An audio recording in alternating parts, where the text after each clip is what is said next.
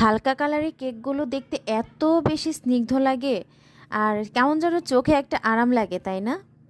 তো এই কেকটা করার সময় আমি ভাবছিলাম যে আজকের কেকটা একটু একদম সিম্পল করে করব, যেহেতু আমাকে কোনো ডিজাইন সাজেস্ট করা হয়নি। এটা ছিল ভ্যানিলা ফ্লেভার 1 পাউন্ড কেক। আমি প্রতিটা লেয়ারে সুগার সিরাপ আর ক্রিম দিয়ে উপরে ক্রাম কোটিং করে ফ্রিজে রেখে দিচ্ছি। ফ্রিজ থেকে বের করে এখন আমি উপরের যে ফাইনাল কোটিংটা সেটা দিয়ে দিব। আর এখানে আমি অরেঞ্জ স্টোনের একটা ক্রিম ব্যবহার করেছি একদম হালকা করে। তারপর হচ্ছে সেই একই কালারের ক্রিম দিয়ে নজেল, এটা যে কী নজেল আমি নামটাই ভুলে গেছি, তো উপরে নিচে একটু বর্ডার দিয়ে দিচ্ছি। তারপর একটু হালকা বেগুনি কালারের ক্রিম দিয়ে উপরে ছোট ছোট ফ্লাওয়ার দিয়ে দিলাম।